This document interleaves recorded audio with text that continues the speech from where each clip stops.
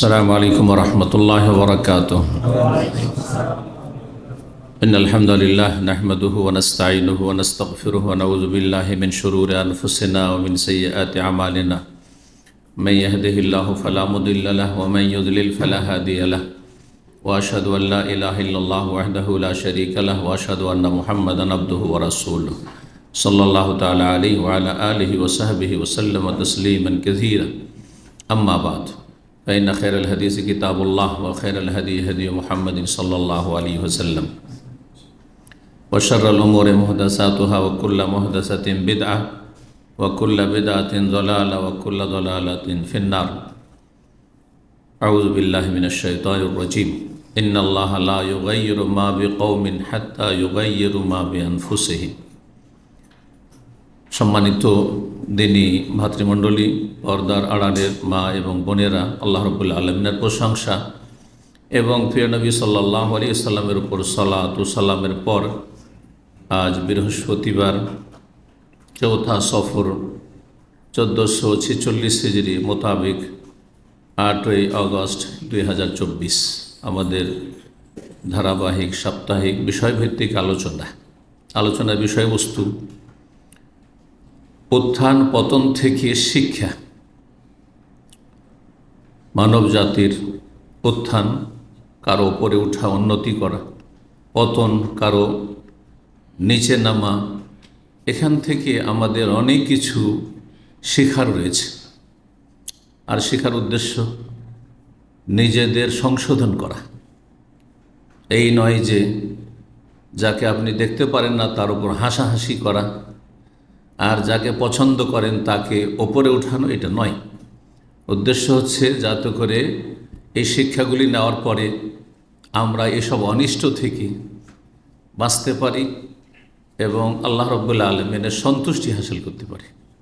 আল্লাহর অসন্তুষ্টি থেকে, অন্যায় থেকে, অবিচার থেকে বাঁচতে পারি, যাতে আমরা হাসর মাঠে আসামের কাঠগড়ায় লাঞ্ছিত অপদস্থ না হই।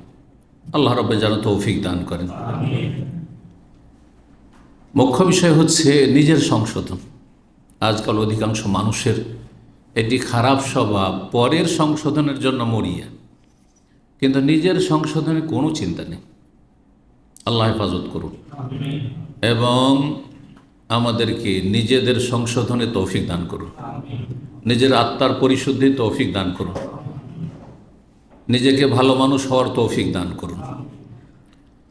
সারা দুনিয়া যদি জাহান্নামে চলে যায় আর আপনি একা যদি জান্নাতে যান, আপনার কোনো ক্ষতি নেই। আর সারা দুনিয়া যদি জান্নাত চলে যায়, আপনি একা যদি জাহান্নামে যান, তো আপনি পুরোটাই লাঞ্ছিত। আপনার মতো অসহায় কেউ নেই। আল্লাহ হেফাজত করুন, আল্লাহ বুঝার তৌফিক দান করুন। আজকে 10টি বিষয় নিয়ে আলোচনা করব, আর আমাদের সময় 1 ঘন্টা। তাহলে একটি বিষয়ের ওপর 5 থেকে 6 মিনিট। আল্লাহ যেন সংক্ষেপে কথাগুলি পেশ করার তৌফিক দান করেন। কথা না বাড়িয়ে সূরা রাদের আয়াত নম্বর 11-তে আল্লাহ রাব্বুল ইরশাদ করেছেন, ইন্নাল্লাহ লা ইউগাইয়িরু মা বিকওমিন হাত্তা ইউগাইয়িরু মা বিআনফুসিহিম। নিশ্চয়ই আল্লাহ রাব্বুল আলামিন কোনো জাতির ভাগ্য পরিবর্তন করেন না যতক্ষণ পর্যন্ত নিজেদের মাঝে পরিবর্তন ঘটাই না। ভালো পরিবর্তন নিয়ে আসেন নিজেদের মধ্যে, তো আল্লাহ ভাগ্য ভালো করবেন। আর যদি মন্দের দিকে চলে যান, পরিবর্তিত হয়ে মন্দ পরিবর্তন নিয়ে আসেন, তাহলে ভাগ্য আল্লাহ কি করবেন? খারাপ করবেন। তাহলে পরিবর্তনটা 2 রকম হয়। ভালো পরিবর্তন, খারাপ থেকে ভালো হয়ে গেলেন আপনি, তাহলে ভাগ্যবান হয়ে গেলেন দুনিয়া আখিরাতে। আর যদি আপনি ভালো ছিলেন বা ভালো থাকার মতো সমাজ পেয়েছেন, পরিবেশ পেয়েছেন, পরিবার পেয়েছেন, আপনি সুযোগ সুবিধা পেয়েছেন, তারপরে খারাপ হয়ে গেছেন, তাহলে আপনি আপনার ভাগ্য খারাপ করলেন। অত্যন্ত গুরুত্বপূর্ণ আয়াতটি। নিজের যতদিন পরিবর্তন করবেন না, আল্লাহ পরিবর্তন করবেন। অর্থাৎ আল্লাহ আপনাকে ধরে নিয়ামত দিয়েছেন, সুখে খাচ্ছেন সৌদি আরবে, মাস যাচ্ছে, পয়সা পাচ্ছেন, তাই না? আর সেই আরামের জীবনে, এত গরমের দেশে থাকছেন, এই আরামের জীবন কোথাও পাবেন না। পিসফুল, শান্তি, সার্বিক নিরাপত্তা মোটামুটি আলহামদুলিল্লাহ, তাই না? ধর্মীয় নিরাপত্তা রয়েছে, স্বাধীনভাবে আপনি শহীদ দিন পালন করছেন। আর পার্থিব নিরাপত্তা রয়েছে সব দিক থেকে, চোর ডাকাত দুশ্মন ইত্যাদি। কিন্তু পৃথিবীর কোথাও পাবেন না, আপনি আপনার মাতৃভূমিতে পাবেন না এই নিরাপত্তা দিন দুনিয়ার ক্ষেত্রে। আপনি যদি এটাকে টিকিয়ে রাখতে চান এই নিয়ামতকে, তাহলে আপনাকে কী করতে হবে? এটাকে আরও ভালো করার চেষ্টা করতে হবে, ভালোর দিকে নিয়ে যেতে হবে। যদি এতে খারাপ করে ভালোর দিকে নিয়ে যান, তাহলে আরও ভালো সম্মানিত হয়ে থাকবেন আপনি। এখানে অনেকে 25 বছর 30 বছর আছেন, কোনো ব্যাটার অপরোড নেই, আর কোনো রকমের অপমান হইতে হয়নি, অপদস্থ হইতে হয়নি। ভালো পরিবর্তন নিয়ে এসছেন, ভাগ্য ভালো হয়েছে। কিন্তু আসার পরে এখানে বিভিন্ন পাপে জড়িয়ে গেলেন, অপরাধে জড়িয়ে গেলেন, আর বিভিন্ন অন্যায় করা শুরু করলেন। আল্লাহর নিয়ামত খেয়ে এসি রুমে থেকে আপনি পাপ করা শুরু করলেন, আল্লাহর আযাব এসে পাকড়াও করলেন। খারাপ পরিবর্তন নিয়ে এসেছিলেন, এমন জায়গায় গিয়ে আল্লাহ ফাঁসিয়ে দিলেন যে সেখান থেকে আর বের হইতে পারলেন না। আর তারপরে লাঞ্ছিত হয়ে দেশে যেতে হলো, আর না হলে মৃত্যুদণ্ড হয়ে গেল। জানেন যেখানে বেশ কিছু অপরাধের ওপর মৃত্যুদণ্ড আছে, কোরআন সুন্নাহর বিধান রয়েছে। জি, প্রথম যে শিক্ষা 1 নম্বর, তা হচ্ছে যুগে যুগে জালেম রয়েছে, জালেমদের যে ভয়াবহ পরিণাম রয়েছে, এই ভয়াবহ পরিণাম সম্পর্কে আমাদের সচেতন হইতে হবে। কি জন্য? যাতে আমরা জালেম না হয়ে যাই, আমাদের দ্বারা কারো ওপর জুলম অত্যাচার না হয়, কারো জান, কারো মাল ধন সম্পদ, কারো ইজ্জত আবরু, কোনো কিছুর ওপর আপনার যেন কোনো রকমের অন্যায় অবিচার না হয়। আপনার থেকে একজন মানুষ সার্বিক দিক থেকে যেন নিরাপদ থাকে। না হইলে আপনার আমার পরিণতি সেটাই হবে যেটা অন্য অন্য জালেমদের হতে দেখছেন। আকাশ থেকে আল্লাহ পাতালে নামিয়ে দিচ্ছেন, ধূলিসাৎ করে দিচ্ছেন। জি, কত সম্মানিত ব্যক্তি, এমন লাঞ্ছিত, অকল্পনীয়।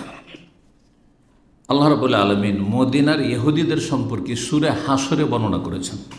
মদিনার ইহুদি কত তারা প্রভাবশালী ছিল মদিনায়, এবং পুঁজিপতি ছিল, সবচেয়ে বেশি পয়সাওয়ালা, প্রতিষ্ঠিত ছিল, তাদের বড় মজবুত দুর্গ কেল্লা ছিল, তাতে তারা সুরক্ষিত হয়ে বসবাস করত। ব্যবসা বাণিজ্য তারা হোল্ড করেছিল মদিনার। তাদের সম্পর্কে সূরা হাসরের 2 নম্বরে আয়াত আল্লাহ বলছেন, মা জানান্তুম আন ইয়াখরুজু, তোমাদের ধারণাতে ছিল না যে তারা মদিনা থেকে নির্বাসিত হবে, তাদেরকে বের করা মদিনা থেকে লাঞ্ছিত করে। তাদেরও কল্পনা ছিল, তোমাদের কল্পনা ছিল না যে এরাকে মদিনা থেকে তাড়ানো হবে। ওয়াজান্নু, আর বরং তাদের বিশ্বাস ছিল, আন্নাহুম মানিআত হুসুনুহুম মিন আল্লাহ, যে তাদের দুর্গগুলি, এই কেল্লাগুলি, যাতে তারা সুরক্ষিত হয়ে বসবাস করছে, এগুলি আল্লাহর কবল থেকে রক্ষা করবে, আল্লাহর আযাব গজব থেকে রক্ষা করতে পারবে, অপমান হওয়া থেকে রক্ষা করবে। যারা সুরক্ষিতভাবে বসবাস করে, হ্যাঁ, তাদের প্রোটেকশনের ব্যবস্থা রয়েছে, সিকিউরিটির ব্যবস্থা রয়েছে। কল্পনা করেন যে আমাদের এরকম অবস্থা হইতে পারে। ফাতাহুমুল্লাহু মিন হাইসু লাম ইয়াহতাসিবু, এইটুকু আসলে আগের কথাও খুব চিন্তা করতে হবে আমাদেরকে। কিন্তু এইটুকু ফাতাহুমুল্লাহ, আল্লাহ এমন জায়গা থেকে এসে ধরলেন তাদেরকে, মিন হাইসু লাম ইয়াহতাসিবু, তারা কল্পনা করেনি যে এদিক থেকে আমি ধরা খেয়ে যাব, এখানে গিয়ে এমন কিছু হবে যাতে আমাকে ধূলিসাৎ করে দেওয়া হবে, মাটির সাথে মিশিয়ে দেওয়া হবে। হ্যাঁ, মিন হাইসু লাম ইয়াহতাসিবু, অকল্পনীয়। মানুষ নিজে বুঝতে পারে না যে আমার এইরকম সর্বনাশ হবে। এত প্রতিষ্ঠিত ছিলাম, এত শক্তিশালী ছিলাম, এই কথা আল্লাহ বলছেন। সুবহানাল্লাহ। সূরা দোখানের আয়াত নম্বর 25 থেকে শুরু করে 28 পর্যন্ত রব্বুল আলামিন একটা সুন্দর চিত্র তুলে ধরেছেন, খুবই সুন্দর, যেন নকশা। সুবহানাল্লাহ। কার জীবনের?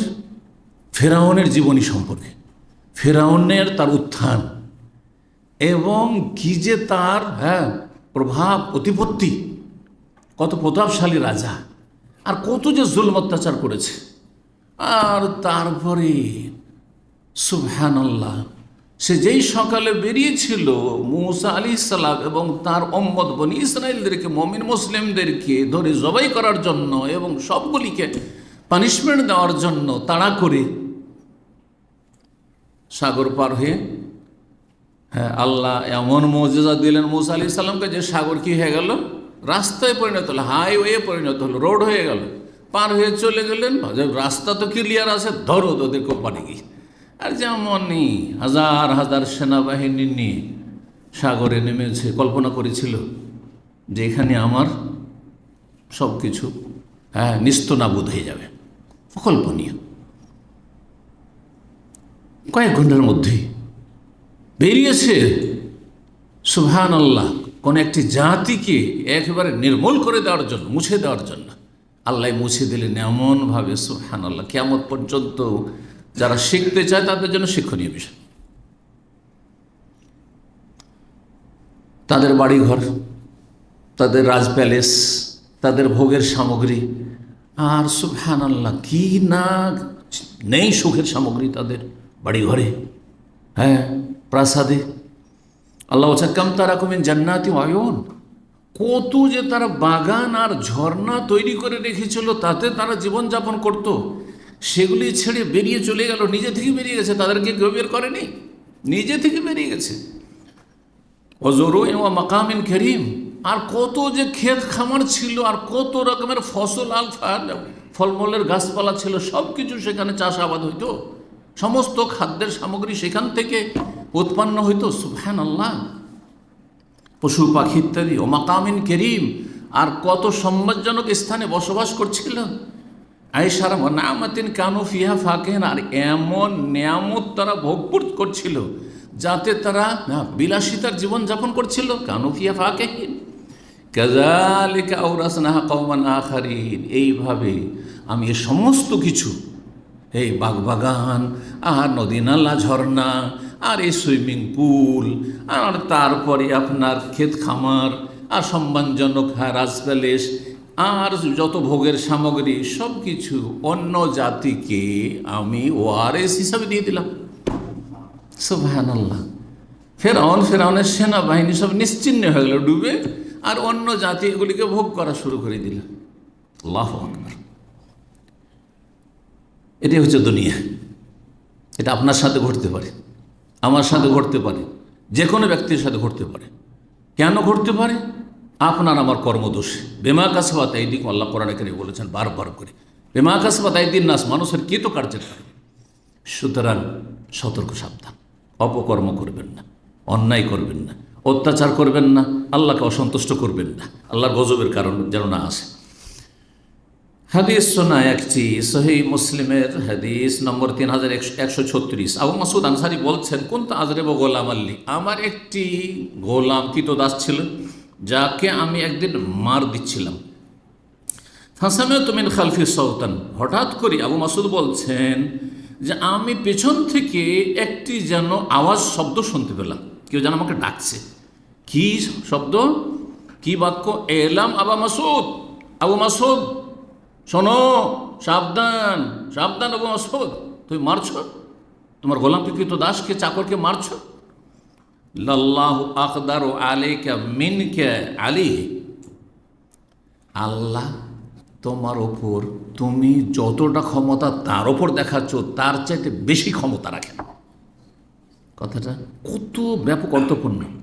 তোমার যতটা ক্ষমতা চলছে তার ওপর, এই চাকরের ওপর, এই সহায় গরিবের ওপর, তার চাইতে অনেক অনেক গুণে অসাধারণ ক্ষমতার মালিক, অশেষ ক্ষমতার মালিক কে? আল্লাহ। কার ওপর? তোমার ওপর।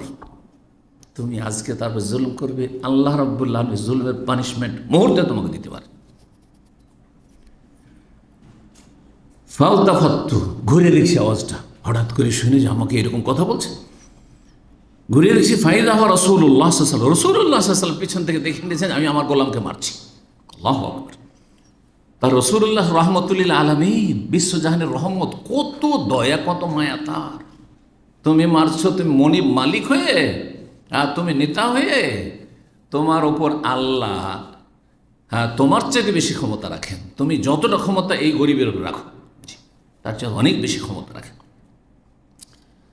তখন আর কি সে বলছে কাফারা হিসেবে বড়ই অনুতপ্ত, লজ্জিত, আল্লাহর ভয় ঢুকেছে। হররুল লিওয়াজহিল্লাহ, আল্লাহ সন্তুষ্টির জন্য একে আমি স্বাধীন করে দিলাম, আর এর দ্বারা কোনো কাজই নেব না, কাজে নেব না, এর স্বাধীন আল্লাহর ইবাদতবন্দি করুন, ছেড়ে দিলাম। আল্লাহু আকবার, যাতে আমার কাফারা হয়ে যায়, মোচন হয়ে যায়। ফাকাল নবী সাল্লাল্লাহু আলাইহি ওয়াসাল্লাম বলে, আমার শোনো, লাউলাম তাফাল, তুমি যদি এই গোলামটিকে তোমার কাফারা হিসাবে, তোমার এই পাপের মোচন হিসাবে তুমি আজাদ না করতে, লাফাহাত কান্নার ও লামাসাত কান্নার, তাহলে জাহান্নামের আগুন তোমাকে অবশ্যই স্পর্শ করতে। জাহান্নামের তোমাকে, সাহাবী আবু মাসউদ আনসারী, যেই শেখুল ইসলাম ইবনে তাইমিয়া রাহিমাহুল্লাহ বলছেন, তার ফাতাওয়া যে 37 খণ্ডে রয়েছে, 28তম খণ্ড 63 পৃষ্ঠায়, ফাইন্নান নাস লাম ইয়াতানাজাউ, মানব সমাজে কোনো দ্বিমত নেই, সবাই একমত, সারা বিশ্বের সমস্ত মানুষ একমত কি এই বিষয়, ফি আন্না আকিবাতা যুলমে ওয়াখিমা, জুলমের পরিণাম বড়ই ভয়াবহ, ও আকিবাতুল আদলে কারীমা, আর সুবিচার ন্যায়ের পরিণাম বড়ই সম্মানজনক।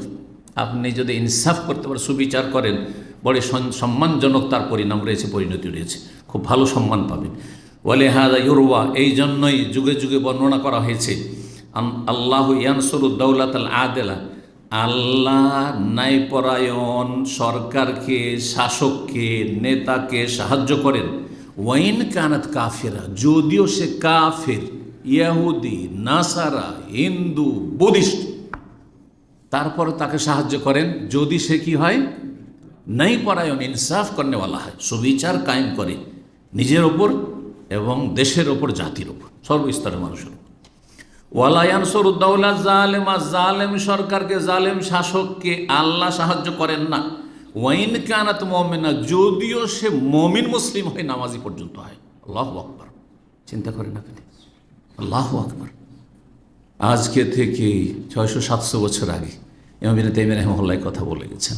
জি, তিনি একজন মুজাদ্দিদ, সংস্কার, আর তার আগে কোরআন হাদিসের কথা বর্ণনা করলাম। আল্লাহ সংশোধনের তৌফিক দান করুন। কথা লম্বা হয়ে যাচ্ছে। দ্বিতীয় পয়েন্ট বলি, সেটি হচ্ছে নিরাপত্তার গুরুত্ব। নিরাপত্তা অত্যন্ত গুরুত্বপূর্ণ বিষয়। আপনি আবেগে কিছু করে ফেললেন, আর শেষ পরিণাম কিছুই চিন্তা করলেন না, আর শেষে দেখা গেল যে মানুষের জীবন, ধন সম্পদ, তারপরে ছেলে মেয়ে, আর ইজ্জত, আবরু, সম্মান, কোনো কিছু নিরাপদ নাই। রাস্তাঘাট নিরাপদ নয়, বাড়িঘর নিরাপদ নয়, চোর ডাকাত বাড়িতে ঢুকছে আর লুটতারাজ করছে। আল্লাহু আকবার, এর চাইতে জালেম শাসক ভালো ছিল, যদি এইরকমই থেকে যায় তাহলে। জি, সুতরাং নিরাপত্তা এমন একটি গুরুত্বপূর্ণ নিয়ামত, দুনিয়ার নিয়ামত, গুরুত্বপূর্ণ নিয়ামত, যার গুরুত্ব খাবার আর পানীয়র আগে। পানি আছে, খাবার সামনে মজুদ রয়েছে, সব রকমের খাবার মজুদ রয়েছে, আর গোলা বর্ষণ হচ্ছে। বাড়িতে ডাকাত ঢুকে পিটাচ্ছে, খেতে পারবেন? পানি পান করতে পারবেন? না না। তাহলে আমন, সিকিউরিটি, নিরাপত্তা কত গুরুত্বপূর্ণ, চিন্তা করুন। এই জন্য আরব কাফেরদেরকে, আর বিশেষ করে মক্কার কাফের মুশরিকদেরকে আল্লাহ রাব্বুল আলামিন যেই বিষয়টি, যেই নিয়ামতের কথা উল্লেখ করে তৌহিদ সুন্নাহর দিকে, লা ইলাহা ইল্লাল্লাহর দিকে, আল্লাহর ইবাদতের দিকে দাওয়াত দিয়েছেন, শিরক মুক্ত হতে বলেছেন, সেটি সূরা কুরাইশ, সবার মুখস্থ আছে আপনাদের। আল্লাহ বলছেন আয়াত নম্বর 3 এবং 4, ফালিয়াবুদু রাব্বা হাযাল বাইত, এই কুরাইশরা যাতে করে এই ঘরের রবের ইবাদত করে, এই ঘরের রবের ইবাদত করে, এসব দেবদেবীর পূজা, ইবাদত, উপাসনা না করে। আল্লাযী আত'আমাহুম মিন জু, যিনি ক্ষুধা লাগলে খেতে দেন, অন্ন দান করেন। আর কি, ওয়া আমানাহুম মিন খাউফ, আর ভয় থেকে তিনি নিরাপত্তা দান করেন, নিরাপদ করেন, ভয় ভীতি মুক্ত করেন। নিরাপত্তার কথা, আর কিসের কথা? ক্ষুধা নিবারণের কথা। কারণ নিরাপদ আছেন, কিন্তু পেটে দানা নেই, খাবার নেই, ইনকাম সোর্স নেই, চাকরি বাকরি নেই, বাইরে যেতে পারছেন না, দোকানপাট খুলতে পারছেন না। সুবহানাল্লাহ। আপনি বিদেশ আসবেন, বিদেশ আসতে পারছেন না, রাস্তা নিরাপদ নাই, তাহলে কি করে চলবে? সুবহানাল্লাহ। তাহলে বোঝা যাচ্ছে যে অর্থনীতি অত্যন্ত জরুরি। আপনি এমন কিছু করলেন যাতে অর্থনীতি আকাশ থেকে একবারে মাটিতে মিশে গেল, দেশের সব গেল। কি করে খাবেন, কি করে চলবে? বাজারে 50 টাকার জিনিস যদি 5,000 টাকা হয়ে যায়, শ্রীলঙ্কার ইতিহাস দূরে নয়, অন্যান্য দেশের আরও বহু ইতিহাস রয়েছে দূরে নয়। সুদানের অবস্থা দেখতে পাচ্ছেন। আল্লাহ রাব্বুল আলামিন উম্মত মুসলিমার হেফাজত করুন, আমাদের জাতির হেফাজত করুন, বিশেষ করে তাদেরকে সঠিক বুঝদান করুন, নিরাপত্তাকে বহাল রাখার তৌফিক দান করুন সকল স্তরের মানুষকে। আমার আলোচনা সকল স্তরের মানুষের জন্য, সাধারণ মানুষ থেকে শুরু করে। নিরাপত্তা অত্যন্ত গুরুত্বপূর্ণ। এই যে নিরাপত্তার কথা ঈমানের সাথে সমান সমান করে আল্লাহ বর্ণনা করেছেন। চাঁদ দেখা দোয়া কারো মুখস্থ আছে? চাঁদ দেখা দোয়া কারো মুখস্থ আছে? রমজান মাসে শুধু পড়ে, রমজানের চাঁদে, অন্য চাঁদে তো পড়েন না। কিন্তু রমজানের চাঁদ দেখলে তো অন্তত পড়া অভ্যাস আছে। এই যে সুন্নাত আমাদের দেশে আছে, কি একজন হাত তোলেন কারো মুখস্থ থাকলে। আল্লাহুম্মা আহিল্লাহু আলাইনা বিল আমনে ওয়াল ইমান। অন্যটি হয়তো ইউমনে আছে, কিন্তু প্রসিদ্ধ হয়তো বিল আমনে ওয়াল ইমান। আমন মানে নিরাপত্তা, আর ইমান মানে ইমান। আগে নিরাপত্তা, তারপর ইমান। নিরাপদ না থাকলে মসজিদে আসবেন নামাজ পড়তে? নিরাপদ না থাকলে আপনি হজ করতে যেতে পারবেন, ওমরা যেতে পারবেন? নিরাপদ না থাকলে আপনি রোজা করতে পারবেন? কোথায় দান খয়রাত করবেন? কোথা থেকে জাকাত দিবেন? কোথা থেকে বন্দি করবেন? সব শেষ হয়ে যাবে। বিল আমনে ওয়াল ইমান, ইমানের সাথে একসাথে মিলিয়ে সমান সমান করে। যেমন আকিমুস সালাওয়াতুজ যাকাত, যাকাতের গুরুত্ব বাড়িয়ে দিয়েছে তার পাশাপাশি বর্ণনা করার কারণে। রোজার চাইতে হজের চাইতে যাকাতের গুরুত্ব বেশি, এটা প্রমাণ করে। ঠিক তেমনি ইমান, যে ইমান না থাকলে কাফের, স্থায়ী জাহান্নামী, তার সাথে সমান করে আল্লাহ বর্ণনা করেছেন। আল্লাহর বুঝার তৌফিক দান করুন। দলিল অনেক আছে, কিন্তু এতটুকু জ্ঞানী মানুষের জন্য যথেষ্ট। সংক্ষিপ্ত কথা, একটি হাদিস বলি। তিরমিজিতে রয়েছে, ইবনে মাজায় রয়েছে। হাদিসটিকে আল্লাহ হাসান বলছেন রাসূলুল্লাহ সাল্লাল্লাহু আলাইহি ওয়াসাল্লাম, মান আসবাহা মিনকুম আমিনান ফি সিরবিহি, তোমাদের কোনো ব্যক্তি যদি নিজ বাড়িতে নিরাপদ থাকে, বাড়িতে নিরাপদ, বাড়িতে আছেন, নাকে তেল দিয়ে ঘুমাচ্ছেন, কোনো চিন্তা নেই, কোনো দুশ্মন বলে ভয় নেই, অফিসে আসছেন নিরাপদ, রাস্তাঘাট নিরাপদ, আমিনান ফি সিরবিহি, যেখানে বসবাস করেন সেখানে আপনি নিরাপদ বসবাস করছেন। মুআফাফি জাসাদিহি, শারীরিকভাবে সুস্থ, শরীরটাও ভালো আছে, কোনো বড় রোগ নেই যে ছোটাছুটি করতে হচ্ছে, ছটপট করতে হচ্ছে। দেশের আইস আরাম ছেড়ে, সৌদি আরব ছেড়ে আপনাকে ইন্ডিয়া চিকিৎসার জন্য যেতে হচ্ছে, আপনাকে ইউরোপ আমেরিকা চিকিৎসার জন্য যেতে হচ্ছে, সিঙ্গাপুর যেতে হচ্ছে, এমন বালা মুশকিল যেন না থাকে। জি, হাসপাতালে ছোটাছুটি করতে হচ্ছে। ইনদাহু কুতু ইয়াউমিহি, আর তার কাছে তৃতীয় নিয়ামত কি আছে? একদিনে শুধু খাবার আছে। ইয়াউমিহি, ওই দিনের খাবার আছে, কালকে নেই। আজকের খাবার কালকের আছে, যেহেতু আজকে সন্ধ্যা হয়ে গেছে, কালকের খাবার আছে। শনিবারের খাবার নেই, আবার কালকে ব্যবস্থা আল্লাহর আবার করবেন। একদিন যদি খাবার থাকে। আর দ্বিতীয় নিয়ামত কি বললাম? শারীরিকভাবে সুস্থ আছেন আপনি। আর প্রথম নিয়ামত কি বললাম? যে বাড়িতে নিরাপদ আছে, যেখানে আছেন, বসবাস করছেন, চলাফেরা করছেন, নিরাপদ আছেন। কান্নামা হিজাত লাহু দুনিয়া বিহাজাফিরিহা, তার জন্য যেন সারা দুনিয়াকে একত্রিত করে জমা করে দেওয়া হচ্ছে, সারা দুনিয়া দিয়ে দেওয়া হচ্ছে। আর কি চান আপনি? যেখানে বসবাস করছেন আরামসে বসবাস করছেন, আর আপনার শরীরটা সুস্থ আছে, যার ফলে কাজকর্ম সবই করতে পারছেন, চলাফেরা করতে পারছেন আপনি, কারো দ্বারস্থ না, মুখাপেক্ষীও না, আর অসহায় না, অচল না। আর আপনার কাছে মাস যাচ্ছে, যে টাকাটা আসছে বেতন, ওটা দিয়ে সংসার চলে যাচ্ছে, গোটা মাসের খরচ হয়ে যাচ্ছে, এক পয়সাও বাঁচে না। অসুবিধা আছে? দিন নিয়ে আসছেন, দিন খাচ্ছেন, দিন মজুর যারা করছেন বা মাসিক যারা চাকরি করছেন, গোটা মাসে যা পাচ্ছেন খেয়ে দিয়ে শেষ, আলহামদুলিল্লাহ। আবার সামনে মাসে বেতন পাবেন, আল্লাহ রিজিক দিচ্ছেন, আলহামদুলিল্লাহ, যথেষ্ট আছে। নিরাপদ, এক নম্বর নিয়ামত কি? আমিনা নিফিসাবি, এক নম্বরে হচ্ছে নিরাপত্তা। ঠিক। 3 নম্বর বিষয়, সেটি হচ্ছে মুখ্য উদ্দেশ্য আমাদের জীবনে হইতে হবে আখিরাতের আয়েশ আরাম। দুনিয়ার আয়েশ আরাম হোক আর না হোক, আখিরাতের আরাম যদি হারাম হয়ে যায় তাহলে সব কিছুই হারাম আপনার জন্য, সব অশান্তি আর অশান্তি। মানুষ যখন মারা যায় তখন দুটো অবস্থা হয়। একটা হচ্ছে যে নিজে আরাম পেয়ে গেছে, যে মারা গেল সে আরাম পেয়ে গেছে, তাহলে ভাগ্যবান, আরাম পেয়েছে, মরে গেছে মানে সে নেক অবস্থায় মারা গেছে, জান্নাতি, সেজন্য সে আরাম পেয়ে গেছে। আর না হইলে মুস্তারাহুম মিনহু, মারা যাওয়ার পরে গ্রামবাসী, এলাকাবাসী, দেশবাসী আরাম পেয়ে গেছে। গিয়েছে তো ভালো হয়েছে, মরেছে তো ভালো হয়েছে, দেশ থেকে বিদায় হয়েছে তো ভালো হয়েছে। সুবহানাল্লাহ। কোনটা হতে চান আপনি? আপনি আরাম চান না আপনি অন্যদেরকে আরাম দিতে চান যে আমি যাচ্ছি, মরছি, তোর আরামে থাক? হতভাগা তাহলে আপনি জালেম, তাহলে আপনি পাপিষ্ট, তাহলে আপনি কুখ্যাত। হাদিস শোনাই, আবু কাতাদা রাদিয়াল্লাহু তাআলা আনহু আনসারী বর্ণনা করছেন, রাসূলুল্লাহ সাল্লাল্লাহু আলাইহি ওয়াসাল্লাম একদিন একটা জানাজা তার সামনে দিয়ে যাচ্ছে। নবী সাল্লাল্লাহু আলাইহি ওয়াসাল্লাম বসে আছেন, সাহাবীরা আছে, কালা মুস্তারিহুন মুস্তারাহুম মিনহু, হয় এই লোক যার জানাজা নিয়ে যাওয়া হচ্ছে মৃতদেহ, মাইয়িত, সে নিজে আরাম পেয়েছে, আর নাহলে অন্যদেরকে আরাম দিয়ে দিয়েছে। নিজে আরাম পেয়েছে, নাহলে অন্যদেরকে আরাম দিয়ে দিয়েছে। কালু ইয়া রাসূলুল্লাহ, সাহাবীরা বুঝতে পারলেন না, সংক্ষেপ কথা, এত ব্যাপক অর্থ, জামে কথা বুঝতে পারলেন না। আশা করে বুঝেছেন, কারণ আমি ব্যাখ্যা করে দিয়েছি। অম্মাল মুস্তারি হল মুস্তারাহ মিনহু, হ্যাঁ, হয় নিজে আরাম পেয়েছে, না হলে অন্যদেরকে আরাম দিয়ে দিয়েছে।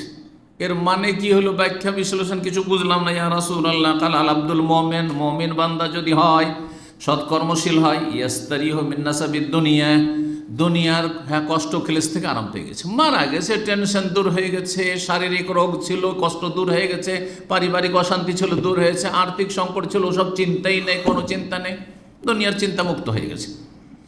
ছেলেমেয়েরা দুষ্টামি করছিল অথবা জুলমের শিকার হচ্ছিল, সব ঠিক আরাম পেয়ে গেছে। আর কি মাইয়েতেরও, মরা মানুষের আর কি জুলুম করবেন আপনি? কি করবেন? ওর আরাম পেয়ে গেছে, ভালো মানুষ।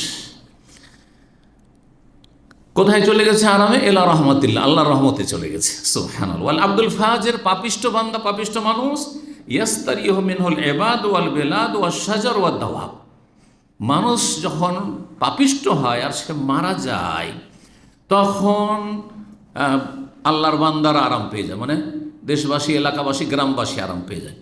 আর কি? ওয়াল বিলাদ, দেশও আরাম পেয়ে যায়, আরে জমি জায়গাও আরাম পেয়ে যায়, কারণ আল্লাহর গজব না চলার কারণে আল্লাহর গজব না চলে দেশে।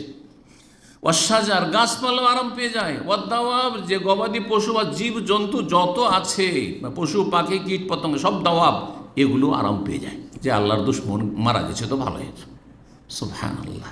কারণ এর কারণে অশান্তি, এর কারণে অনাবৃষ্টি, এর কারণে দুর্যোগ, আযাব, বালা মুসিবত। মানুষটা যদি দিনদার, ধার্মিক, আল্লাহ ভীরুরা ভালো বলে, ফাসেক ফাজের না, পাপিষ্টরা না, ওদের সার্টিফিকেটে সামান্য কোনো মূল্য নেই। যাদের কোয়ালিটি হচ্ছে সাহাবায়ে কেরামদের কোয়ালিটির মতো, তাদের অনুসারী।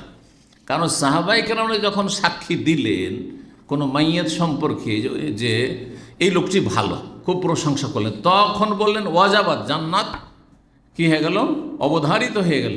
আর যখন সাহাবায়ে কেরামদের একদল বল এই লোকটি খুব খারাপ ছিল, মৃতদেহ নিয়ে যাওয়া হচ্ছে, লাশ নিয়ে যাওয়া হচ্ছে, বললেন এই লোকটি খুব খারাপ ছিল, তখন নবী বল ওয়াজাবাত, অজেব হয়ে গেছে। সাহাবীরা ইয়া রাসূলুল্লাহ, এই লোক গেল, আমরা ভালো প্রশংসা করলাম, তাও বলেন অজেব হয়ে গেছে, অবধারিত হয়ে গেছে। আর এই লোকের আমরা খারাপ দোষ চর্চা করলাম, লোকটি খুব খারাপ লোক ছিল, মুনাফিক ছিল আসলে, তো খুব খারাপ লোক বললাম। তখন বললেন যে ওয়াজাবাত, তার জন্য অবধারিত, ওয়াজেব হয়ে গেছে। তো একই তো কথাই বললেন আপনি। অর্থ কি? প্রথম ব্যক্তি যার প্রশংসা তোমরা করলে, কারণ তোমাদের সার্টিফিকেট আল্লাহর কাছে গ্রহণযোগ্য, তোমরা নেক মানুষ, সুতরাং তার জন্য জান্নাত ওয়াজিব হয়ে গেছে। আর যার দোষ চর্চা করলে যে লোকটি খুব খারাপ ছিল, লোকটি খুব খারাপ ছিল, বদমাইশ ছিল, এই ছিল, সেই ছিল, জালেম ছিল, তার জন্য কি ওয়াজিব হয়ে গেল? জাহান্নাম ওয়াজিব হয়ে গেছে। সময় স্বল্পতার জন্য এক একটি করে অর্থ না করে সহিহ বুখারী 1279 নম্বর হাদিস বললাম আপনাদের সামনে। 4 নম্বর শিক্ষা, সেটা হচ্ছে মানুষের ভালোবাসা এবং জনপ্রিয়তা। জনপ্রিয়তা মানে আজকালকার মতো না, রাজনৈতিক নেতাদের মতো না, অন্তর থেকে ভালোবাসে, দেখুক আর নেই দেখুক, আপনি আল্লাহর দ্বীনের নিষ্ঠার সাথে খেদমত করছেন, আর আল্লাহর বান্দাদের, মানুষের আপনি সেবা করছেন নিষ্ঠার সাথে, ইখলাসের সাথে, পরোপকারী মানুষ, যার ফলে আপনার নাম শুনলে আপনাকে ভালোবাসে। হয়তো দেখাও কোনো সময় নসিব হয় না, এটা হচ্ছে আসল জনপ্রিয়তা। আর জনপ্রিয়তা মানে এই নয় যে অনেক চেলামেলা রেখেছে, যার ফলে সবাই যতদিন তার কাছে ক্ষমতা আছে খুব প্রশংসা করছে, আর যখন ক্ষমতায় জিরো হয়ে গেল তখন আর কেউ নেই তার পাশে, সব ছেড়ে দিয়ে উদাহ হয়ে গেছে। হ্যাঁ, তো এই মর্মে হাদিস সহিহ বুখারী 2970, সহিহ মুসলিমে 4772। আবু হুরায়রা রাদিয়াল্লাহু তাআলা আনহু বলছেন যে রাসূলুল্লাহ বলেন, ইন্নাল্লাহ ইযা আহাব্বা আবদান, আল্লাহ যখন কোনো বান্দাকে ভালোবাসেন, দা জিবরিল, তখন জিবরাইল আলাইহিস সালামকে আল্লাহ ডাকেন, বলে ফাকাল ইন্নী উহিব্বু ফুলান, আমি অমুক অমুককে ভালোবাসি, তুমি ওকে ভালোবাসো, তুমি ওকে ভালোবাসো। আল্লাহর ভালোবাসা ফেরেশতাদের ভালোবাসা শুরু হয়ে জিবরাইল থেকে শুরু হলো। ফাহিব্বা, তুমিও ভালোবাসো, কালা ফায়ুহিব্বু, জিবরাইল তখন ভালোবাসে তাকে। সুম্মা ইউনাদি ফিস সামাই, তারপরে আল্লাহ হুকুম করে যে পুরো আকাশগুলিতে ডাক দিয়ে দাও, ঘোষণা করে দাও, সমস্ত আকাশে ঘোষণা করে দাও যে সমস্ত ফেরেশতা যেন এই লোকটিকে ভালোবাসে। ফায়াকুলু, তখন জিবরাইল বলে, ইন্নাল্লাহ ইউহিব্বু ফুলান ফায়ুহিব্বু, আল্লাহ অমুককে ভালোবাসেন, তোমরা সবাই ভালোবাসো। আল্লাহু আকবার। অসংখ্য ফেরেশতা, তাদের সংখ্যা সমস্ত জিন ইনসানের চাইতে বেশি। আমা ইয়ালামু জুনুদা রাব্বিকা ইল্লা হু, আল্লাহ কোরআনে বলছেন আল্লাহর সেনাবাহিনীর সংখ্যা আল্লাহ ছাড়া কেউ জানে না। আপনি মনে করিয়েন না যে ফেরেশতাদের সংখ্যা মনে হয় 2-4 কোটি, না হয় 2-4 লাখ, না না না, অসংখ্য অসংখ্য ফেরেশতা। এত মুসলিম বিশ্বে আছে, তারপরেও ধরেন একজন কতবার উমরা করার চান্স পাচ্ছে, কতবার হজ করার চান্স পাচ্ছে, কিন্তু ফেরেশতারা 70,000 করে প্রতিদিন বাইতুল মামুরে ঢুকে, আর তারপর কিয়ামত হয়ে যাবে, আর চান্স পাবে না, একবার শুধু পালা আসবে। চিন্তা করতে কত ফেরেশতা আছে, চিন্তা করুন তো। সবাই ভালোবাসতে লাগে এই লোকটিকে। এই লোক মানে শুধু একজন লোক না, এরকম অসংখ্য লোক রয়েছে যারা সত্যিকার ইমানদার আর সহি আকিদা মানহাজের, এবং ইবাদত বন্দেগী মাশাআল্লাহ এরকম নিষ্ঠার সাথে করে, আখলাক চরিত্র ভালো, লেনদেন ভালো ইত্যাদি, সার্বিক জীবনে ইসলাম প্রতিষ্ঠার চেষ্টা করে, প্র্যাকটিসিং মুসলিম, তাদের সবাইকে ভালোবাসে, সমস্ত ফেরেশতা ভালোবাসে। কারণ আল্লাহ ভালোবাসে। আল্লাহ বলছেন আল্লাহু ইউহিব্বুল মুহসিনিন, আল্লাহু ইউহিব্বুস সাবিরিন, এইসব গুণগুলি যার মধ্যে আছে আল্লাহ সবাইকে ভালোবাসেন। তো তারপরে কি করা হয় বলছেন যে সমস্ত আকাশবাসী তার ভালোবাসতে লাগে। সুম্মা ইউদাউ লাহুল কাবুলু ফিল আরজি, তারপরে তার কবুলিয়াত মানে তার জনপ্রিয়তা, তার ভালোবাসা মানব জগতে দিয়ে দেওয়া হয়। মানুষের অন্তরে আল্লাহ এমনভাবে ভালোবাসা ঢেলে দেন, দেখুক আর না দেখুক, নাম শুনেছে এই লোক খুব ভালো মানুষ, ভালো মানুষ ভালোবাসে, শুনে শুনে সুনাম করে, এই লোক এই করেছেন এই করেছেন এই করেছেন এই করেছেন, ভালোবাসে তাকে। আল্লাহু আকবার। আর এর বিপরীত যখন আল্লাহ কাউকে ঘৃণা করেন, ওয়াইজা আবগাযা আবদান, তা জিবরাইলকে ডেকে বলেন যে ইন্নী উবগিযু ফুলানান, এই সব পাপিষ্ঠদেরকে আমি ঘৃণা করি, এদেরকে শত্রু মনে করি, এদের উপর আল্লাহ আমার গজব রয়েছে, ক্রোধ রয়েছে। ফাআবগিযু, তুমিও তাকে ঘৃণা করো। ফায়ুবগিযু, জিবরাইল তখন ঘৃণা করতে লাগেন। সুম্মা ইউনাদি ফি আহলিস সামা, আকাশবাসীতে মাঝে ঘোষণা করে দেওয়া, মানে সমস্ত ফেরেশতাদের মাঝে ঘোষণা করে দেওয়া হয়, ইন্নাল্লাহ ইউবগিযু ফুলানান ফাআবগিযু, আল্লাহ অমুককে কি করে, ঘৃণা করে, সুতরাং তোমরাও সবাই ঘৃণা করে। ফেরেশতারা সমস্ত আকাশবাসী ঘৃণা করতে লাগে। সুম্মা তুদাউ লাহুল বাগযাউ ফিল আরজি, তারপরে মানব জাতির অন্তরে তার ঘৃণা আল্লাহ সৃষ্টি করে দেন। দেখেন একটা লোককে এত ঘৃণা করছে, এত ঘৃণা করছে মানুষ যে কেউ দেখতেই পারে না, ওকে পেলে মনে হচ্ছে ওকে বিনা পানিতে গিলে খেয়ে দিবে, টুকরো টুকরো করে ফেলবে। যদি এমন হয় যে আপনাকে দেখতে পারে না, আর এই লোক কখন মরবে, এই লোক কখন দূরে হবে, এই লোক আর চাই না। সুবহানাল্লাহ, আল্লাহর পক্ষ থেকে ফয়সালা হয়ে গেছে, সুতরাং মানুষের অন্তরে আল্লাহ রাব্বুল ঘৃণা সৃষ্টি করে দিয়েছেন।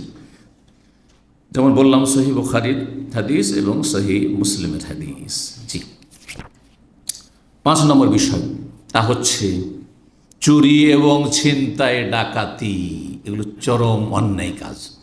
বান্দার হক নষ্ট করা, পাহাড় সমপরিমাণ নেকি নিয়ে হাসর মাঠে হাজির হইল, মানুষকে পেমেন্ট করতে করতে করতে করতে নিঃস্ব হয়ে অসহায় হয়ে খালি হাতে জাহান্নামে চলে যাবেন। আর আপনার নেকি সঞ্চয় করে নেকি নিয়ে ওই যাদের বাড়ি চুরি করেছেন, যাদের ডাকাতি করেছেন, যাদের ভাঙচুর করেছেন, যাদের অগ্নিসংযোগ করেছেন, আর যাদের ক্ষয়ক্ষতি করেছেন, হ্যাঁ, তারা গুনাহগার ছিল, ফাসেক ছিল, পাপিষ্ট ছিল, আপনাদের নেকিগুলো নিয়ে, জালেমদের নেকিগুলো যারা এই জুলম অত্যাচারগুলি করেছে তাদের নেকি নিয়ে জান্নাতে চলে যাবে।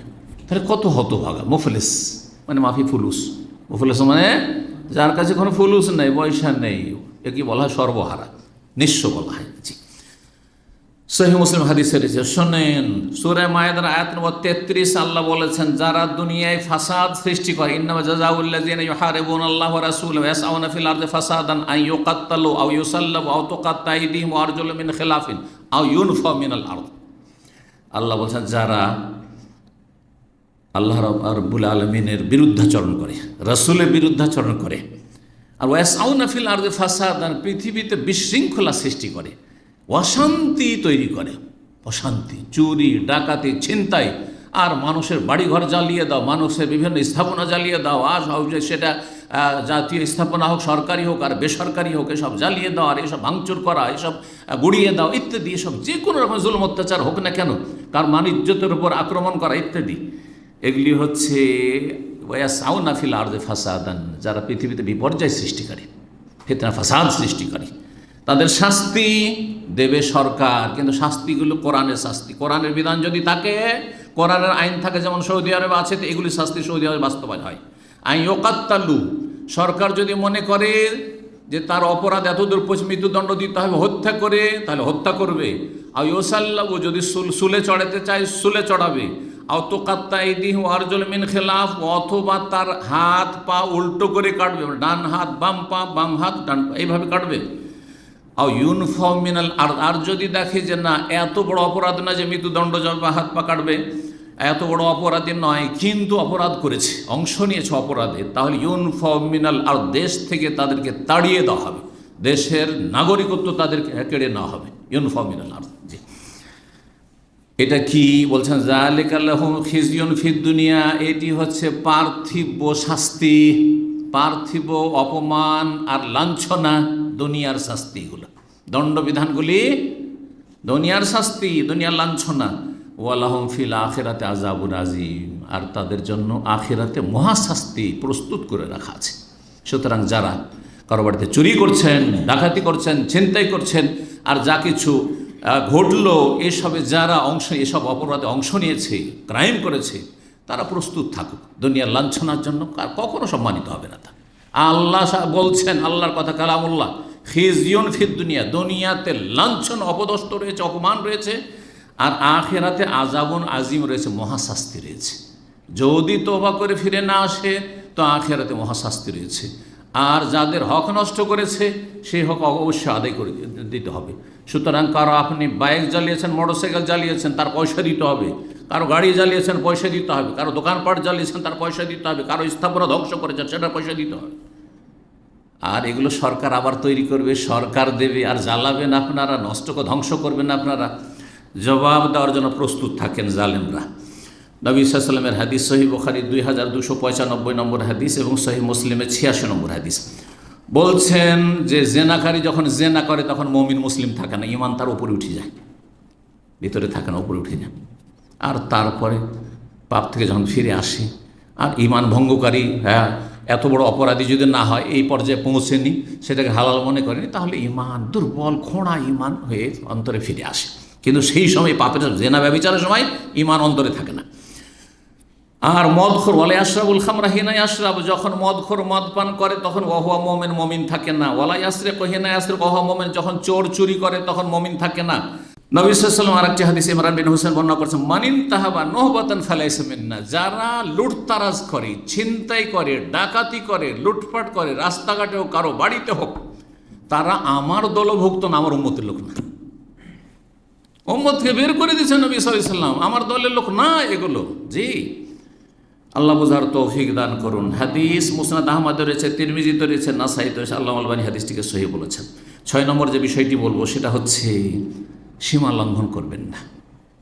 কালকে যারা শক্তিশালী ছিল, আজকে তারা একেবারে অসহায় হয়ে গেছে আপনার সামনে, সেই জন্য আপনি সীমা লঙ্ঘন করবেন, আল্লাহ এটা চান না। আপনার জন্য রাসূলুল্লাহ সাল্লাল্লাহু আলাইহি ওয়াসাল্লাম আদর্শ, আপনি মুসলিম। হ্যাঁ, নবী সাল্লাল্লাহু আলাইহি সাল্লামের উপর 13 বছর কি জুলম অত্যাচার করেছে মক্কার কাফেররা, চিন্তা করুন তো। তারপরও পিছু ছাড়েনি তারা। নবী হিজরত করে চলে আসলেন 400-450 কিলোমিটার দূরে, তারপরেও কিভাবে বিভিন্ন যুদ্ধের মাধ্যমে, আর শেষখানে খন্দকের যুদ্ধে, এবার গোটা মদিনা সমস্ত কাফের বাহিনীকে নিয়েছে, আহজাব আরব দেশে যত কাফের গোত্র বংশ ছিল সবাইকে ডেকে এক বাক্যে বিশাল সেনাদল তৈরি করে নিয়ে এসছে যে এবার মদিনার কিছুই রাখবো না, মোহাম্মদের কিছু রাখবো না সাল্লাল্লাহু আলাইহি ওয়াসাল্লাম। কিন্তু রাখে আল্লাহ, মারে কে? নবী সাল্লাল্লাহু আলাইহি ওয়াসাল্লাম মক্কা বিজয় করছেন ৮ম হিজরিতে। এক টাকারও কোনো কিছু নষ্ট করেছেন?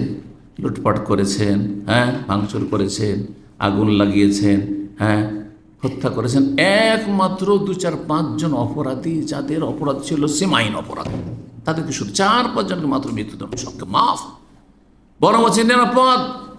যদি কাবা ঘরে কেউ ঢুকে যায় নিরাপদ, এমনকি উম্মাহানির বাড়িতে ঢুকে যায় নিরাপদ। আরে কাফের ছিল, এই নাম কস্তে এখন প্রথম কলমা পড়ছে আবু সুফিয়ান, তারপরে ইমান মজবুত হচ্ছে। এখন ইমান নিয়ে এসছে কি নিয়ে আসেনি, আর নিয়ে আসলেও তার ইমান এখন অন্তরে ঢুকেনি ভালো করে। মান দাখালা দার আবু সুফিয়ান, আবু সুফিয়ানের বাড়িতেও কেউ যদি আশ্রয় নেয় তবুও নিরাপদ। যারা পালাচ্ছে কাউকে মারবে না। সুবহানাল্লাহ। এই ধাবু ফান তুমুত্তলাকা, যাও তোমাদেরকে একবারে ফিরি ছেড়ে দিলাম, নির্দোষী তোমরা যাও, তোমাদের কোনো দোষ ত্রুটির তোমাদেরকে শাস্তি দিলাম না। আল্লাহু আকবার। লাকাদ কানা লাকুম ফি রাসূলিল্লাহি উসওয়াতুন হাসানাহ। রাসূলুল্লাহ সাল্লাল্লাহু আলাইহি ওয়াসাল্লামের মধ্যেই রয়েছে উত্তম আদর্শ। সূরা বাকারা আয়াত নম্বর ১৯০ আল্লাহ ইরশাদ করেছে, ওয়ালা তাতাদু, তোমরা সীমা লঙ্ঘন করিও না। ইন্নাল্লাহা লা ইউহিব্বুল মুতাদিন, সীমা লঙ্ঘনকারীদেরকে আল্লাহ ভালোবাসেন না। তাহলে আপনি কি চান যে আল্লাহর ঘৃণা নেবেন আর আপনার আর এক জালেমকে, আপনি যে জালেম, ছোট জালেম, আপনার বড় জালেমকে আল্লাহ চাপিয়ে দেয়, এটাই চান? এটাই এর প্রতীক্ষা করুন। যদি তাই করেন তাহলে এরই অপেক্ষা করুন। এই জন্য সূরা আনআমের আয়াত ১২৯ আল্লাহ বলছেন, ওয়াকাযালিকা নুওয়াল্লি বাযায যালিমিনা বাযাম বিমা কানু ইয়াকসিবুন, এইভাবেই আমি এক জালেমকে, এক শ্রেণীর জালেমকে আর এক শ্রেণীর জালেমদের ওপর চাপিয়ে দিই। নুওয়াল্লি বাযায যালিমিনা বাযান, যারা নির্যাতিত তারাও জালেম, আর যারা নির্যাতনকারী তারাও জালেম। জালেমরাও জালেম, মজলুমরাও জালেম। কিন্তু এক জালেমকে আল্লাহ কি করেন? পিষে দেন আর এক জালেমকে দিয়ে। কেন? বেমা কানু ইয়াকসিবুন, তাদের পাপাচারের কারণে, তাদের কৃতকর্মের কারণে, তাদের অন্যায়ের কারণে, অপরাধের কারণে। যখন অপরাধ বেড়ে যাবে, সীমা লঙ্ঘন বেড়ে যাবে, তখন আপনি কোন জালেম, আপনার চাইতে বড় জালেমকে আপনার ওপর চাপিয়ে দেবেন আর একেবারে নির্মূল করে ছাড়বে, নিশ্চিহ্ন করে ছাড়বে। আল্লাহ বুঝার তৌফিক দান করুন। ৭ নম্বর যে বিষয়টি বলবো সেটা হচ্ছে ইনসাফ কায়েম করবেন, সুবিচার প্রতিষ্ঠা করবেন। যেই স্তরে থাকেন না কেন, নিজের ওপর আগে ইনসাফ করুন যে আপনি ঠিক করছেন না বেঠিক করছেন, ন্যায় করছেন না অন্যায় করছেন, ভালো করছেন না মন্দ করছেন। আপনার পরিবার, আপনার ছেলেমেয়েরা কী করছে, আপনার অনুসারী ভক্তরা কী করছে, আপনার গ্রামবাসী কী করছে যারা আপনার কথা শোনে, আপনি ১০ জনের নেতা হয়ে আছেন। এইভাবে আপনি যতটা ক্ষমতা রাখেন ততটা আপনি ন্যায় প্রতিষ্ঠা করবেন। সূরা মায়দা আয়াত নম্বর ৮ আল্লাহ ইরশাদ করেছেন, ওয়ালা ইয়াজরিমান্নাকুম শানাআনু কওমিন, কোনো জাতির সাথে তোমাদের যদি শত্রুতা থাকে তো সেটা যেন তোমাদেরকে প্ররোচিত না করে। কিসের জন্য? আল্লাহ তাদেলু, যে তোমরা সুবিচার করলে না, অবিচার করে দিলে, অন্যায় করে দিলে। ওরা দুশমন, ওরা আমাদের বিরোধী, ওরা আমাদের অপোজিশন, ওরা আমাদের এই ক্ষতি করেছে, ওরা এই করেছে। সুতরাং যদি ক্ষতি করে থাকে, যদি অন্যায় করে থাকে, যদি জুলুম করে থাকে, আইনের মাধ্যমে পানিশমেন্টের ব্যবস্থা করতে হবে। আইনের মাধ্যমে যারা অপরাধী, এখন ধরেন ওই দলেরই লোক কিন্তু সে কোনোদিন অপরাধ করেনি, কিন্তু আপনি বলছেন যেহেতু ওই পার্টির, সুতরাং লাগাও, আগুন লাগাও, মারো, পিটন না, এটা ইসলাম অনুমতি দেয় না। ওয়ালা তাজিরু ওয়াজিরাতুন উযরা উখরা, কেউ কারো বোঝা উঠাবে না। দুনিয়াতেও কেউ কারো বোঝা উঠাবে না। আমার বোঝা আমার ছেলে উঠাবে না, মেয়ে উঠাবে না, আমার পরিবার উঠাবে না, আর আমার ছেলের বোঝা আমি উঠাবো না। ছেলে অপরাধ করবে, তার শাস্তি সে পাবে, আমি কেন পাবো?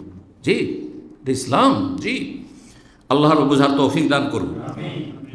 যদি কোনো জাতির সাথে দুশ্মনীয় থাকে তবুও তোমরা অবিচার করবে না। তারপর আল্লাহ কি, এদেলু, তোরা ইনসাফ করো, সুবিচার করো, ন্যায় প্রতিষ্ঠা করো, হুয়া আকরাবু লিত্তাকওয়া, সেটি আল্লাহ ভীরুতার অতি নিকটবর্তী। আল্লাহর ভয়ভীতি থাকলে অবশ্যই সুবিচার কায়েম করবে। সূরা নাহলে আল্লাহ বলছেন, ইন্নাল্লাহা ইয়ামুরু বিল আদল, আল্লাহ সুবিচারের নির্দেশ দিচ্ছেন, আল্লাহ ন্যায় নীতি অবলম্বন করতে বলছেন, অন্যায় করিও না। আর তারপরে ৮ নম্বর যে পয়েন্টটি বলবো সেটি হচ্ছে ইহসান করা, মানুষের সাথে সদাচরণ করেন। আপনি সদাচরণ করেন, মানুষের অন্তরের উপর আপনি হুকুমত করতে পারবেন, অন্তর রাজত্ব করতে পারবেন। অন্তরের উপর যদি রাজত্ব থাকে তো মানুষরা ছুঁড়ে ফেলবে, হ্যাঁ ছুঁড়ে ফেলবে, জীবন বাজি দিয়ে আপনাকে রক্ষা করবে, হ্যাঁ আপনার হেফাজত করবে, আপনার কাছে কাউকে পৌঁছে দেবে না, হ্যাঁ আপনার সামনে তারা প্রাচীর হয়ে দাঁড়াবে। কিন্তু আপনি যখন বদাচরণ করবেন আর তাতে অতিষ্ঠ হয়ে যাবে, তখন তো তারা চাইবে হ্যাঁ যে একে অসহায় ছেড়ে দিই, একে অসহায় ছেড়ে দিই, জি নেকড়ে বাঘের সামনে এদের ছেড়ে দিই, হিংস্র পশুদের সামনে এদের ছেড়ে দিই, জি অবশ্যই। তো এই জন্য সবসময় মানুষের সাথে কি করবেন, সদ্ব্যবহার করবেন, সদাচরণ করবেন। আল্লাহ থেকে শুরু, এহসানের উপর আমার একটা আলোচনা আছে। প্রথম আল্লাহর সাথে সদাচরণ করতে হবে, রসুলের সাথে সদাচরণ করতে হবে, বাপ মায়ের সাথে অবিল ওয়ালেদেন এহসানা করতে হবে 3 নম্বর। তারপরে আত্মীয় স্বজন যারা যত কাছের তাদের সাথে সদাচরণ, তারপরে যে কোনো মুসলিম ভাই বোন দেশবাসী, তারপরে সারা বিশ্বের যে কোনো মুসলিম, তারপরে যে কোনো মানুষের ওপরে মানুষের সাথে সদাচরণ করতে হবে। এমনকি পশু পাখির ক্ষেত্রেও সহিহ মুসলিমের হাদিস, ইন্নাল্লাহ কাতাবাল ইহসান আলা কুল্লি শাই, আল্লাহ প্রত্যেক বস্তুর ক্ষেত্রে সদাচরণ সদ্ব্যবহারকে ফরজ করেছেন। সুতরাং যখন মুরগি জবাই করবে, গরু জবাই করবে, ছাগল জবাই করবে, খাবে, হালাল করবে, সেই জন্য জবাই করছো, আল্লাহ নির্দেশ দিয়েছেন, হ্যাঁ তাহলে ভালোভাবে তাকে কি করো, জবাই করো। হ্যাঁ হত্যা করতে হয় ভালোভাবে হত্যা করো, জবাই করতে হয় ভালো করে জবাই করো, জি। এই জন্য ধারালো অস্ত্র করতে বলছেন নবী সাল্লাল্লাহু আলাইহি ওয়াসাল্লাম, ধারালো অস্ত্র দিয়ে জবাই করতে বলেছেন। ওয়া আহসিনু, আল্লাহ বলছেন তোমরা ইহসান করো, মানুষের সাথে সদ্ব্যবহার করো, ইন্নাল্লাহা ইউহিব্বুল মুহসিনিন। আরও আল্লাহ বলছেন সূরা আনকাবুতে 69 নম্বর আয়াতে, ওয়া ইন্নাল্লাহা লামাআল মুহসিনিন, আল্লাহ কার সাথে রয়েছেন, যারা মানুষের সাথে সদাচরণ করে, আল্লাহর সৃষ্টির সাথে সদাচরণ করে, আল্লাহর সাথে সদাচরণ করে, তাদের সাথে আল্লাহ রয়েছেন। আল্লাহ যদি আপনার সাথে আমার সাথে থাকেন তো আপনার আমার কি চিন্তা আছে? কখন আল্লাহ থাকবেন? যখন মোহসেন হইতে পারবেন, সাবের হইতে পারবেন, শাকির হইতে পারবেন, এই গুণগুলি, এই বৈশিষ্ট্যগুলি যখন আপনার মধ্যে আসবে। সূরা হজর আহমদ 37 আল্লাহ বলছেন ওয়াবাশশিরিল মুহসিনিন, হে নবী তুমি সুসংবাদ দিয়ে দাও আল্লাহর পক্ষ থেকে দুনিয়া আখিরাতে সফলতার। কাকে? মুহসিনিন, যারা যারা সদাচরণ করে, মানুষ সদ্ব্যবহার করে। দুশমন একসময় জুলুম করেছে, সবর করে নেন, আর তার সাথে সদাচরণ করে, তার ছেলে মেয়েদের সাথে সদাচরণ করে, তার আত্মীয় স্বজনদের সদাচরণ করে, হ্যাঁ তার যারা পৃষ্ঠপোষক ছিল, তার পার্টির লোক ছিল, দলের লোক, তাদের সাথে সদাচরণ করে। এটা কি করবে? তাহলে তাদের অন্তরগুলি জয় করে নিতে পারবেন, অন্তর রাজত্ব করতে পারবেন। 9 নম্বর যে বিষয়টি বলবো সেটা হচ্ছে আশ-শুকর ওয়াস সবর, একসাথে দুটো। আল্লাহর শুকরিয়া আদায় করুন এবং সবর করুন। কখন শুকুর আর কখন সবর, দুটোই কিন্তু মানুষের জীবনের সাথে ওতপ্রোতভাবে জড়িত। শুকুর কখন? সুখে আছেন কি করবেন? অহংকারী হবেন না। ক্ষমতা এসেছি, অহংকার ফেটে পড়েছে অহংকারে, হ্যাঁ সুস্থ আছি, 2টা পয়সা হয়েছে, বাড়িতে খাবার হয়েছে, আর সুখের সামগ্রী মিলেছে, অহংকারে ফেটে পড়ছে না। না না, শুকরিয়া আদায় করে। আল্লাহ দুনিয়ার সুখের সামগ্রী দিয়েছেন অথবা দিন দিয়েছেন, যা কিছু নিয়ামত, সবচেয়ে বড় শুকরিয়া তো ইমানের ওপর, ইসলামের ওপর, যে জান্নাতের পথে আছে, সহিহ আকীদা মানহাজের ওপর, ইবাদত বন্দেগীর ওপর, যে আল্লাহ আমাকে এই জন্য নামাজ পড়ার পরে দোয়া করছেন আল্লাহ আইনি আলা যিকরিকা ওয়া শুকরিকা ওয়া হুসনি ইবাদাত, শুকর, জি শুকরিয়া আদায় করবেন নিয়ামত পেলে, সুখের সামগ্রী পেলে। আর সবর করবেন কখন? সব সময় নিয়ামত পাবেন না, কখনো নিয়ামত ছিনিয়ে নেওয়া হবে। স্ত্রী নিয়ামত কখনো ছিনিয়ে নেওয়া, স্বামী নিয়ামত কখনো ছিনিয়ে নেওয়া হবে, ছেলে মেয়ের নিয়ামত ছিনিয়ে নেওয়া হবে, চাকরি নিয়ামত ছিনিয়ে নেওয়া হবে, হ্যাঁ সুস্থতার নিয়ামত ছিনিয়ে নেওয়া হবে, কত কি নিয়ামত, সবই নিয়ামত আল্লাহ, হ্যাঁ সব একসময় ছিনিয়ে নেওয়া হবে। হায়াতটি নিয়ামত একসময় ছিনিয়ে নেওয়া হবে। আপনি মৃত, আমি মৃত হয়ে যাব। সুতরাং কী করতে হবে? সবর করতে হবে। আপনজনরা যখন মাইনাস হবে অথবা হতাহত হবে, বালা মুসিবতের সম্মুখীন হবে, নিজে বালা মুসিবতের সম্মুখীন হবে, কী করতে হবে? সবর করতে হবে। সহিহ মুসলিমের হাদিস নম্বর 5318, সোহেব রাদিয়াল্লাহু তাআলা বর্ণনা করেছেন, রাসূলুল্লাহ সাল্লাল্লাহু আলাইহি ওয়াসাল্লাম বলেন আজাবান লি আমরিল মুমিন, মুমিনের বিষয়টি বড় আশ্চর্য, মুমিনের জীবনটা বড় আশ্চর্যজনক, বিস্ময়কর। আজাবান লি আমর ইন্না আমরাহু কুল্লাহু খায়র, মুমিনের জীবনটা পুরোটাই মঙ্গল আর মঙ্গল, ভালো আর ভালো, কল্যাণ আর কল্যাণ। ওয়ালাইসা যালিকা লিআহাদিন ইল্লা লিল মুমিন, এটা মুমিন ছাড়া কোনো কাফের পায় না, কোনো পাপিষ্ট পায় না, কোনো জালেম পায় না। ইমানদার মানুষ সব অবস্থায় সুখে, সুস্থ থাকলেও সুখে, অসুস্থ থাকলেও সুখে, পয়সা থাকলেও সুখে, না থাকলেও সুখে, খেয়েও সুখে, না খেয়েও সুখে। জি, সবসময় সে কল্যাণের ওপর আছে। এটা একমাত্র মুমিন মুসলিমকে হাসিল হয় কিভাবে? ইন আসাবাতহু সাররা শাকার, যদি সুখের সামগ্রী পেয়ে যায়, আনন্দ ফুর্তি থাকে, তাহলে আল্লাহ শুকরিয়া আদায় করে। হ্যাঁ, অহংকারী হয়ে যায় না, দাপট বেড়ে যায় না, বাহাদুরি বেড়ে যায় না, বরং আল্লাহ শুকরিয়া আদায় করে। ফাকানা খায়রাল, সেটা তার জন্য মঙ্গলজনক হয়, কারণ আল্লাহ শুকরগুজার বান্দাকে ভালোবাসেন এবং জান্নাত দেবেন। ওয়াইন আসাবাতহু দররা, আর নিয়ামত বৃদ্ধিও করে দেবেন। লাইন শাকারতুম লাযিদান্নাকুম, নিয়ামতকে স্থায়ী করবেন, টিকসই হবে, আর আল্লাহ আরও দেবেন। ওয়াইন আসাবাতহু দররা, যদি বালা মুসিবত অনিষ্ট আসে, রোগ বালা মুসিবত বিপদ আপদ, হ্যাঁ পতন ইত্যাদি, পতন হইতে পারে, উত্থানের পরে পতন হইতেই পারে, যদি তা হয় সবারা, কি করতে হবে? হা হুতাশ করে ভেঙে পড়তে হবে। স্ত্রী মারা গেছে ভেঙে পড়তে হবে, বাপ মা মারা গেছে ভেঙে পড়তে হবে, ছেলে মেয়ে মারা গেছে, সব কিছু হারিয়ে ফেলেছে, বাড়িঘর সব জ্বালিয়ে দেওয়া আছে, ভেঙে পড়তে হবে। হায়, আর আমি বেঁচে থেকে কী করবো? না না না, আমাকে বাঁচতে হবে, আমাকে আল্লাহর ইবাদতবন্দি করতে হবে। হ্যাঁ, আল্লাহ আমাকে পরীক্ষা করছেন। জি, বলছেন ওয়াইন আসাবাতহু দররা, যদি বালা মুসিবত বিপদ আপদ আসে, সবারা, তাহলে সবর করে, ধৈর্য ধারণ করে, ফাকানা খায়রাল্লাহ, সেটাই তার জন্য কল্যাণকর হয়ে যায়। কারণ ইন্নাল্লাহা মা'আস সাবিরিন ওয়া বাশশিরিস সাবিরিন, সুসংবাদ রয়েছে কার জন্য? ধৈর্যশীলদের জন্য। 10 নম্বর সর্বশেষ পয়েন্টে পৌঁছে গেছি, সংক্ষেপ করি আলহামদুলিল্লাহ। সেটি হচ্ছে দোয়া করা।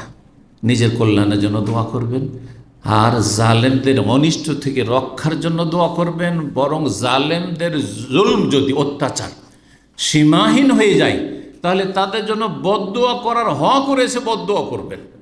এই মর্মে কিছু দোয়া, এবং তার সাথে আরও বলবো যে একা কোনো মানুষ স্বয়ং সম্পূর্ণ নয়। রব্বুল আলামিন ছাড়া কোনো সৃষ্টি একা চলতে পারে না। পারে? মানুষ, সুবহানাল্লাহ, একটু চিন্তা করে দেখুন, একা চলতে পারবেন? আপনার কাছে পয়সা আছে, কিন্তু খাবার দাবার সব বাইরে থেকে নিতে হচ্ছে, তাহলে এখানে কৃষকের মুখাপেক্ষি হতে হচ্ছে, যারা সবজি চাষ করে তাদের মুখাপেক্ষি হইতে হচ্ছে, তারপরে যারা তাঁতের কাজ করে, কাপড় তাদের মুখাপেক্ষি হইতে হচ্ছে, ইত্যাদি ইত্যাদি। তারপরে সাধারণ জনগণকে সরকারের মুখাপেক্ষি হইতে হচ্ছে, সরকারকে সাধারণ জনগণের সমর্থনের মুখাপেক্ষি হইতে হচ্ছে। আর এই যতই বড় শক্তিধর হোক না কেন, মুখাপেক্ষী, একে অপরের মুখাপেক্ষী, মহতাজ। এই জন্য আল্লাহ বলছেন, ইয়া আইয়ুহান নাস, এই মানব সকল, আনতুমুল ফুকারা ইলাল্লাহ, তোমরা আল্লাহর কাছে ফকির, আল্লাহর কাছে তোমরা অসহায়, আল্লাহর কাছে তোমরা একেবারে অসহায়। আর আল্লাহু আল গনিউল হামিদ, আল্লাহ হচ্ছেন অমুখাপেক্ষী, অভাব মুক্ত, ত্রুটি মুক্ত, কারো মুখাপেক্ষী না, কারো ধার ধারেন না। গোটা পৃথিবী যদি কাফের হয়ে যায়, আল্লাহর কোনো কিছু কমিয়ে দেবে না, কোনো ক্ষমতা, কোনো কমতি আসবে না। আল হামিদ, আল্লাহ প্রশংসিত। আরে তোমরা প্রশংসা না করবে, মুমিন জিনেরা প্রশংসা করবে। তোমরা প্রশংসা না, জিনও কাফের হয়ে যাবে, সারা বিশ্বে জিন কাফের হয়ে যাবে, ফেরেশতারা প্রশংসা করবে, গাছপালা প্রশংসা করছে, পশু পাখি প্রশংসা করছে, আল্লাহর জমিন আসমান প্রশংসা করছে, সব কিছু আল্লাহর ইবাদত বন্দি করছে। ওয়ালিল্লাহি ইয়াসজুদু মা ফিস সামাওয়াত, আসমান জমিন যা কিছু আছে, মাহফিস সামাওয়াত রয়েছে, মানফিস সামাওয়াত, দুই রকমই আয়াত রয়েছে। সব কিছু আল্লাহকে সেজদা করছে, সব কিছু আল্লাহর তসবিহ করছে। ইউসাব্বিহু লিল্লাহি মাহফিস সামাওয়াত, আসমান জমিনে যা কিছু আছে আল্লাহর তসবিহ গুণগান করছে। আরে আমি আপনি না করলে আমি হতভাগা, আপনি হতভাগা। বলছিলাম যে দোয়া করবেন, দেশের জন্য দোয়া করবেন, দেশের কল্যাণের জন্য দোয়া করবেন, দেশের নেক শাসকের জন্য দোয়া করবেন। এই দোয়াগুলি খুব গুরুত্বপূর্ণ এই মুহূর্তে, যে নেক শাসকের জন্য দোয়া করবেন, যে আল্লাহ যদি অবিচারকারী গিয়ে থাকে, তো এমন না হয় যে আমাদের পাপের কারণে, আমাদের অন্যায়ের কারণে এর চাইতে বড় জালেমকে তুমি চাপিয়ে দিও, এমনটা যেন না হয়। আল্লাহ ভালো মানুষকে আমাদের কাছে নিয়ে নেতৃত্ব দাও, এবং অসৎ লোকদের অনিষ্ট থেকে রক্ষা, অসৎ লোকদেরকে দূর করে দাও। এই দোয়াগুলি অবশ্যই করতে হবে। জালেম যদি জুলুম করে, সহিহ বুখারীতে হাদিস রয়েছে, খুবাইব রাদিয়াল্লাহু তাআলা আনহুকে মক্কার কাফের একবার বন্দি করে, ধরে ফেলে, কোথাও সফরে যাচ্ছিলেন, ধরে ফেলে, আর তারপরে নিয়ে গিয়ে তাকে ফাঁসিতে চড়াবে, শুলে চড়াবে। আর চড়িয়ে দিল তারা, বন্দি রাখলো কিছুদিন, আর তারপরে খেতে দিত না। তার কেরামত হাদিস রয়েছে, সেই হাদিস রয়েছে যে একটা বন্ধ ঘরে তাকে রেখেছে, সে বন্দিশালাতে কোনো কিছু খাবার দাবার পৌঁছে না, সেখানে তাজা তাজা আনসিজন ফল আঙ্গুর তিনি খাচ্ছেন। ওই কাফের মেয়ে ইসলাম গ্রহণ করার পরে সাক্ষী দিচ্ছে। আমরা আশ্চর্য হইতাম, এই লোক কোথা থেকে আঙ্গুর পাচ্ছে, অথচ ওই বন্দিশালাতে কোনো মানুষ সেখানে ঢুকতে পারে না, বন্দি করে রাখা হয়েছে। তারপরে তাকে শুলে চড়াইল।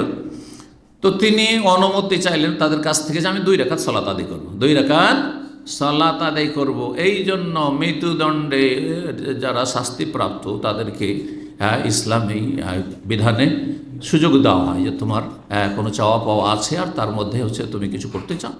2 রাকাত নামাজ পড়তে তিনি অনুমতি চাইলেন, 2 রাকাত নামাজ পড়তে তারা দিল। আর তারপরে তিনি লম্বা সেজদা করতে চাইলেন, কিন্তু করলেন না, যে এরা না ভাবে যে আমি মরণকে ভয় পাই।